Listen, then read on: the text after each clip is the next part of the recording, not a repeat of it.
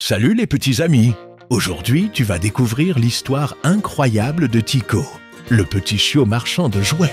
Mais avant de commencer, clique vite sur le pouce bleu et abonne-toi à la chaîne pour ne rater aucune de ces aventures. Allez, c'est parti! Une ville bruyante où les bâtiments touchaient presque le ciel, où les voitures roulaient sans arrêt et les gens marchaient sans se regarder, vivait un petit chien nommé Tycho. Il n'était pas comme les autres chiens. Tycho portait des vêtements humains, des habits bien trop grands pour lui, troués ici et là, mais toujours propres. Il avait de grands yeux bruns, pleins d'amour, et un cœur encore plus grand que ses oreilles tombantes. Tycho n'avait pas de maison. Il dormait dans un vieux bus abandonné, garé derrière une école. Ce n'était pas très confortable, mais Tycho y avait suspendu des guirlandes de lumière qu'il avait récupérées ici et là. Chaque soir, il allumait une bougie et lisait un vieux livre d'images qu'un enfant lui avait offert un jour. Il rêvait, pendant ses nuits tranquilles, de construire un monde où chaque enfant aurait un jouet, un sourire et un peu de magie. Mais le matin, place au travail. À l'aube, avant que la ville ne s'agite, Tycho nouait 2 grands sacs sur ses épaules. Dedans, il rangeait des jouets. Pas des jouets neufs, non. Des jouets récupérés dans les poubelles, sur les trottoirs, ou donnés par des enfants généreux. Tycho les réparait, les nettoyait et leur redonnait vie. Il disait toujours « Un jouet oublié, c'est une histoire qui dort. Moi, je réveille les histoires. » Parmi tous ces jouets, il y avait un bus rouge à roulettes. Pas plus grand qu'une boîte à chaussures, mais avec de petits yeux dessinés à l'avant, comme s'il pouvait voir. Tycho l'aimait beaucoup. Il s'en servait parfois pour raconter des histoires aux enfants. Comment le petit bus traversait des rivières de chocolat, roulait sur des arcs en ciel et emmenait les peluches au pays des câlins infinis. Les enfants l'adoraient, mais ce que personne ne savait, c'est que ce bus était magique. Tycho l'avait trouvé un soir d'orage, sous un banc trempé. Il l'avait ramassé, pensant qu'il ne fonctionnait plus. Mais quand il l'avait touché, une lumière douce s'était allumée sous ses roues, et le bus avait bougé tout seul dans sa main, comme s'il lui disait « Je t'ai choisi ». Depuis ce jour, Tycho avait parfois des rêves étranges. Des rêves où il parlait à des jouets, où les rues devenaient des circuits de course, où les enfants volaient sur des avions en plastique. Il croyait que c'était son imagination. Mais au fond, il savait que ce bus n'était pas ordinaire. Ou presque, ce matin-là, le ciel était gris. Les nuages bougeaient vite, comme s'ils cherchaient quelque chose. Tycho s'étira dans son bus, frotta ses yeux, puis sortit ses jouets. Il plaça le bus rouge dans une boîte spéciale, attachée devant lui avec une ficelle dorée. Il tenait à ce jouet plus qu'à tous les autres. Dans la rue, il salua les commerçants. « Bonjour Madame Rosa, bonjour Monsieur Karim. Salut Tycho, courage mon petit. Tu vas encore faire sourire les enfants aujourd'hui. » Tycho hochait la tête avec un petit sourire. Il adorait voir les enfants courir vers lui, poser 1000 questions sur ses jouets et surtout repartir avec les yeux pleins d'étoiles. Il s'installa près de la grande fontaine de la place centrale. Il étendit une couverture au sol, posa ses jouets avec soin. Les petites voitures, les poupées réparées, les robots en plastique qui clignotaient encore un peu. Mais ce matin-là, quelque chose était différent. Les enfants semblaient moins nombreux. Certains passaient sans s'arrêter. Une dame lui lança un regard pressé, tirant son enfant par la main. Un policier le regarda de travers. Tycho sentit son cœur se serrer. Il n'aimait pas ces jours où il se sentait invisible. Il regarda le bus rouge. Il le prit dans ses pattes et murmura « Peut-être que toi, tu sais ce qui se passe. » Le bus clignota une seule fois. « Sgerd » Vers midi, alors que Tycho partageait une tartine de pain avec un petit garçon nommé Léo, il tourna la tête et vit que la boîte dorée était vide. Le bus rouge avait disparu. Tycho bondit sur ses pattes. Il chercha sous la couverture, dans ses sacs, derrière les bancs. Il interrogea les passants, les pigeons, même les chiens du quartier. « Tu l'as vu? Un petit bus rouge avec des yeux qui brillent ?» Mais personne n'avait rien vu. Le petit Léo lui prit la patte. « Tu crois qu'il est parti tout seul? C'est peut-être un jouet magique, non ?» Tycho sentit une larme couler sur sa joue. « Et oui, mais il ne partirait pas sans me dire au revoir. » Il sentit alors quelque chose de nouveau. Une sensation étrange, comme une poussée dans sa poitrine, un appel, un frisson. Il ferma les yeux et pendant une seconde, il entendit une petite voix. « Suis-moi, Tycho !» Quand il rouvrit les yeux, il vit une ombre au loin. Quelqu'un ou quelque chose tournait au coin de la rue. Un objet rouge brillant dans les bras. « Hé, attends !» Tycho se leva d'un bond et une course commence. À travers les rues de la ville, Tycho se faufilait entre les jambes, bondissait par-dessus les flaques, bousculait les passants. Il ne voyait pas très bien qui portait son bus, mais il savait une chose, ce n'était pas un enfant. L'ombre était grande, fine, et courait vite, trop vite. Tycho suivit l'ombre jusqu'au vieux quartier de la gare abandonnée. Là, les bâtiments étaient délabrés, les vitres brisées et les graffitis couvraient les murs. C'était un endroit que même les chiens évitaient. Mais Tycho ne recula pas. Il entra dans un ancien entrepôt. Le silence y était lourd, presque inquiétant. Il avança lentement, ses pattes faisant craquer la poussière sous lui. « Je sais que tu es là. Rends-moi mon bus. » Une voix rauque répondit. « Ce jouet n'est pas à toi, Tycho. Tu ne sais pas ce qu'il est. Ce bus appartient à un autre monde. » Un silence si profond qu'on aurait pu entendre tomber une plume ou une larme. Tycho se tenait dans l'ombre, le souffle court, les oreilles dressées. Autour de lui, l'ancien entrepôt grinçait sous le vent. La lumière filtrait à peine à travers les vitres cassées. Un rayon timide éclairait la poussière suspendue dans l'air, comme des étoiles prisonnières. Et cette voix, grave, lente, presque menaçante. « Ce jouet n'est pas à toi, Tycho. Tu ne sais pas ce qu'il est. Ce bus appartient à un autre monde. » Le petit chiot serra les poings. Il fit un pas en avant. « Ce bus, je ne l'ai pas volé. Je l'ai trouvé. Et depuis, je prends soin de lui. Je raconte des histoires avec lui. Je fais sourire les enfants. Alors, si tu penses me faire peur, tu te trompes. » L'ombre ne répondit pas tout de suite. Puis un ricanement grave s'échappa de la pénombre. « Ce que tu crois n'est qu'un morceau d'un très vieux puzzle. » Un bruit, un froissement, une lumière rouge s'éloigna dans les ténèbres. Le bus, l'ombre s'en allait. Tycho bondit, mais trop tard. La silhouette avait disparu derrière une porte rouillée qui claqua violemment. « Hé, reviens, ce bus, il est tout pour moi !» Mais seul l'écho lui répondit. Tycho sortit en courant de l'entrepôt. Il leva les yeux. Le ciel s'était assombri. Des nuages tournaient au-dessus de la ville, lourds et gris, comme s'il savait qu'une chose étrange venait de commencer. Il descendit les marches rouillées, traversa un tunnel abandonné, puis courut dans une ruelle.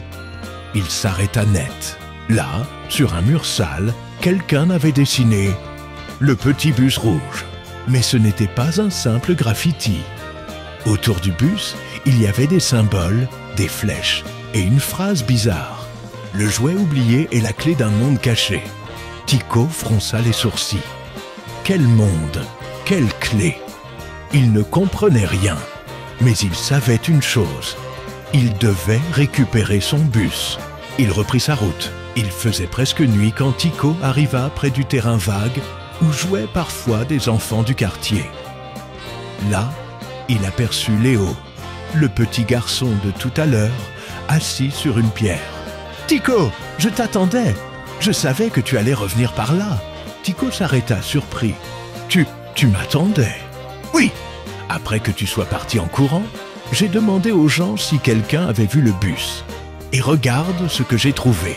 Léo montra un vieux morceau de tissu accroché à une barrière. Sur le tissu, la même ficelle dorée que celle de la boîte de Tycho. Elle était déchirée. Il est passé par là. Celui qui l'a pris a dû l'arracher en courant. Tycho sourit malgré la fatigue. Merci Léo, tu veux venir avec moi? Bien sûr, une aventure, ça se vit à deux. Et voilà. Deux petits héros, un chiot et un garçon, unis par un jouet magique, prêts à affronter l'inconnu. Léo et Tycho suivirent les indices laissés sur le chemin. Des marques rouges sur les murs, des flèches à peine visibles sous les lampadaires. Et toujours ces petits dessins du bus, comme s'il leur montrait la route. Ils arrivèrent enfin devant un grand tunnel scellé, à moitié caché par des buissons. Une pancarte rouillée indiquait « Interdit d'entrer, voie désaffectée ». Mais la grille avait été forcée. Une petite ouverture permettait de se glisser à l'intérieur. Tycho regarda Léo. « On y va ?» Léo hocha la tête, tremblant un peu. « Si tu y vas, j'y vais !» Ils rampèrent à l'intérieur. Le tunnel était noir, froid, silencieux. Mais au fond, très loin, une lueur rouge. Ils avancèrent lentement en s'éclairant avec la lampe de la montre de Léo. Le sol était humide, glissant. Les murs étaient couverts de dessins anciens. Des trains, des enfants, des jouets, des visages flous. Soudain, la lumière rouge s'intensifia. Ils débouchèrent dans une vaste salle souterraine, probablement une ancienne station oubliée. Et là, au centre, posé sur un piédestal, le petit bus rouge. Mais il n'était pas seul. Autour de lui, des centaines d'autres jouets, tous vieux, cassés ou oubliés, étaient rangés en cercle. Et dans l'ombre, lui, le voleur. Tu vois, Tycho, ce bus est l'un des derniers d'une lignée ancienne. Les jouets de l'aube. Ils étaient fabriqués non pas pour s'amuser, mais pour protéger. Ils contiennent une énergie spéciale, une magie oubliée. Tycho avança d'un pas, les oreilles baissées. Je ne veux pas le pouvoir, je veux juste qu'il continue de faire rêver les enfants.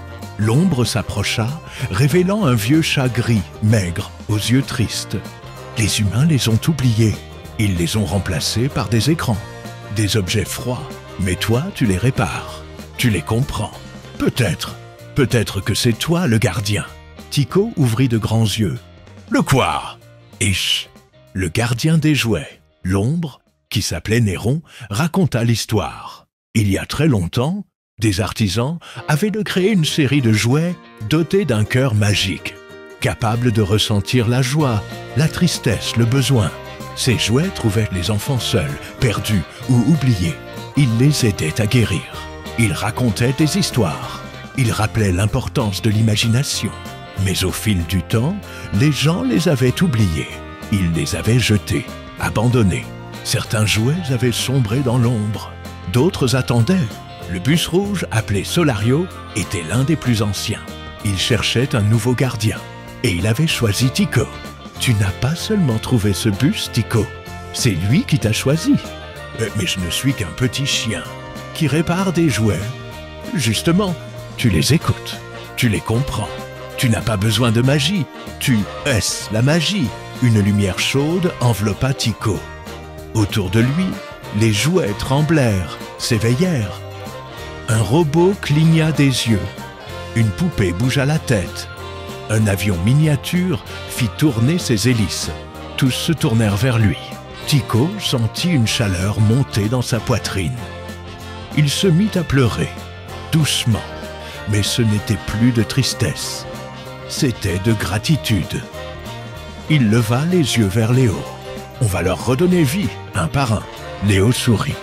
Et on va les ramener à ceux qui en ont besoin. Néron acquiesça. Allez, gardiens, le monde vous attend. Quand ils sortirent du tunnel, le soleil se levait. Tycho portait Solario dans ses bras. Derrière lui, des dizaines de jouets, réveillés par la magie, les suivaient, roulant, marchant ou flottant doucement. Dans les rues encore calmes de la ville, les passants s'arrêtaient, émerveillés. une vieille dame pleura en voyant un vieux nounours qu'elle avait eu enfant. Un garçon reçut une fusée réparée qui clignotait de joie. Et Tycho? Tycho souriait.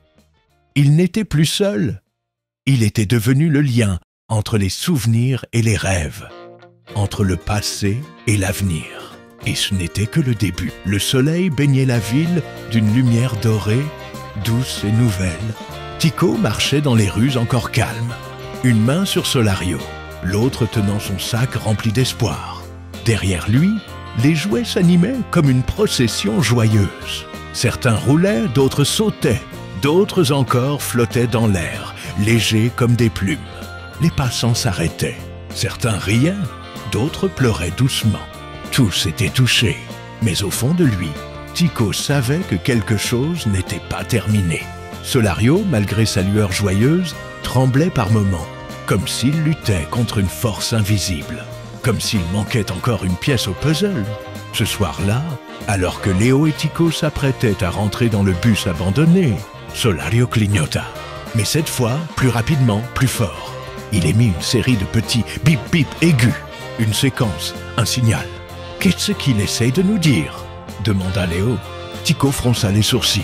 « Je crois qu'il veut qu'on retourne là où tout a commencé. » L'entrepôt? Non, plus loin, plus vieux. Ils sortirent discrètement, suivis par quelques jouets éveillés, et se dirigèrent vers le vieux musée des objets anciens, fermé depuis des années. Là-bas, au fond d'une salle oubliée, il y avait autrefois une exposition sur les jouets du passé. Le portail était rouillé, mais pas fermé à clé. À l'intérieur, l'air sentait la poussière et la mémoire. Solario clignotait plus fort.